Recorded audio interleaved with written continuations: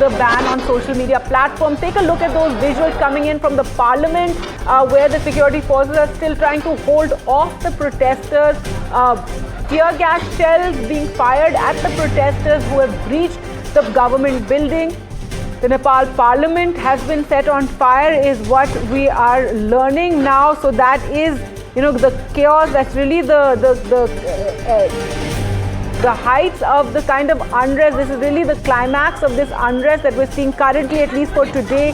The fact that it has reached the parliament, that the attempts to set the parliament building on fire, and that a wall of the parliament building has also been broken.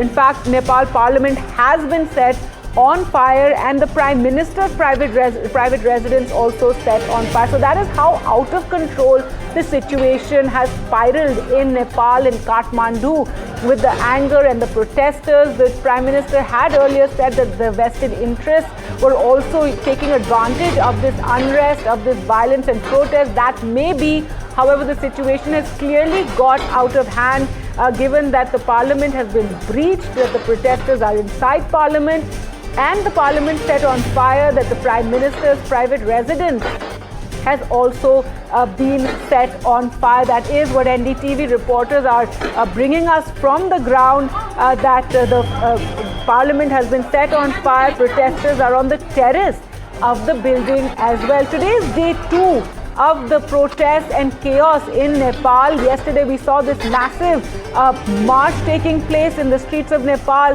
in the streets of Kathmandu, to the parliament building.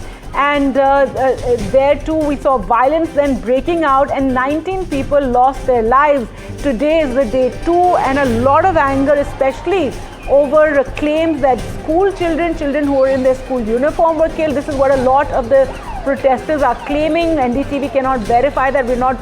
We cannot ascertain whether that is what really took place, but that is what a lot of the protesters are claiming, and that is what is leading to a lot of anger that we've seen today, where despite the curfew and restrictions that are in place, the protesters are having none of it. They are marching in the streets.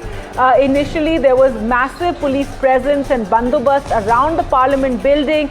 Even as all the lanes leading to the parliament, we saw protesters there edging forward, pushing the security police back, pushing the police further and further back, finally reaching the parliament building. And now the security of parliament breached. They're on the roofs of the parliament, is what we're told. The parliament has been set on fire. Today, the Prime Minister's private residence has also been set on fire, as well as the homes of several of the ministers. Former Prime Minister Prachanda's house too was targeted. So it's day 2 of the chaos in Nepal, and this is driven by the anger among the youth over corruption in the government. Demands are that KP Sharma Oli government must go. There is speculation whether the Prime Minister may actually leave the country, but that is again something we cannot confirm. There was speculation that perhaps he could go to Dubai, but no confirmation on that. For the moment, though, the Prime Minister has called for an all-party meeting. However, we did speak to some of the opposition leaders who claimed that this was pointless, that what is the point of an all-party meeting given the situation on the ground, and that there is no choice but that Oli needs to go, that KP Sharma Oli needs to step down. And today, Parliament has been breached with, we're told, arson there as well. Protesters on the terrace of the Parliament. It's a huge challenge for the security forces to deal with the situation, given the sheer number of protesters. The Prime Minister yesterday claiming that vested interests had infiltrated the protest. Be that as it may, the situation is completely out of hand. There you can see those visuals coming in from the parliament in Kathmandu, where the protesters are there.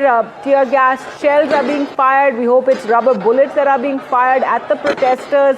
A lot of anger on the streets. In fact, our reporters were told again and again by the protesters, this is not to do just with the social media ban.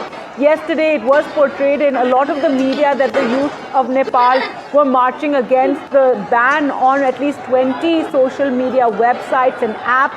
That was a part of it, but it was not the main reason for the protest. It was more to do with corruption in the government, and that is what had led to the call for the protest march on Monday. However, the fact that the social media apps got banned only added to the fire, added fuel to this fire that was already existing, this anger that was already existing against the government, with the demands that the Oli government needs to go.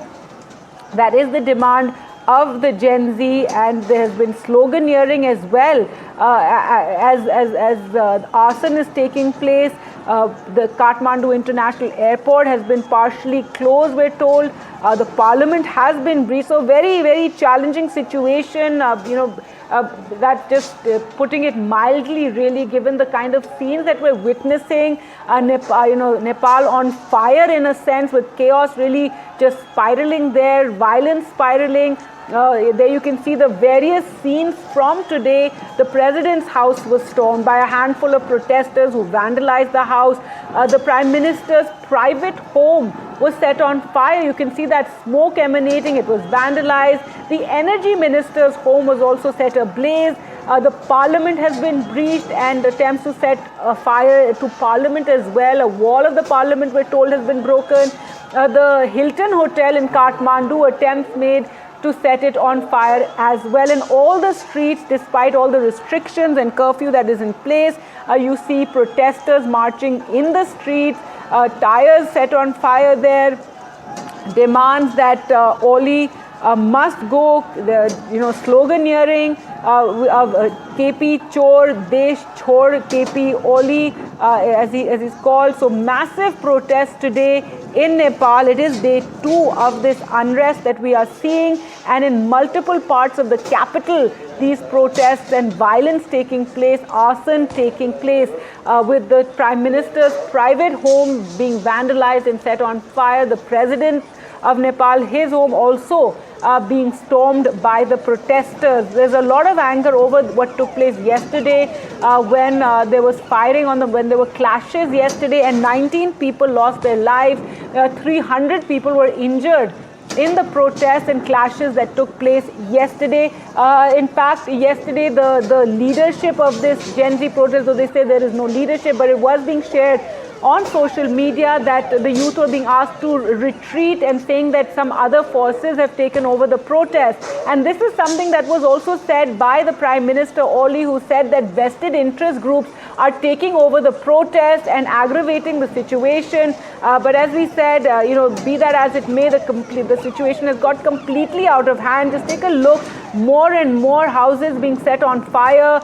The home of the Prime Minister, the home of the President also being vandalized, the Energy Minister's home being set on fire, former Prime Minister Prachanda's home being targeted, the Hilton Hotel being targeted, and of course Parliament being targeted, with the protesters inside Parliament, with attempts to set the Parliament on fire also taking place. See these visuals that are being shared on social media. A lot of the anger also among the protesters is with these claims being made that school children, or the youth who are in school uniform, that they were also killed. And this is something we've heard again and again from some of those on social media, some of those influencers who we've been speaking to, them saying that the school children who were in school uniform were targeted by the security forces, and that this is unacceptable. There you can see the Energy Minister's home, these visuals from earlier of, celebrations really. You can see the happiness on the face of the protesters as the Energy Minister's home is set on fire in a massive mansion of a house there. And that is really what has led to this anger, this sort of disparity and corruption allegations in the government, with many of the family of those in power living extravagant lifestyles while the common man suffers. And India, of course, watching all these developments very, very closely. Also because it's the youth that are protesting, and these things tend to ignite, anger in other parts as well. So for that reason, India watching the situation very closely, and giving calls that all sides should come to some kind of understanding. There needs to be a dialogue. Also advice to Indians who are in Nepal to tread very carefully and to exercise extreme caution given the kind of protests that are taking place.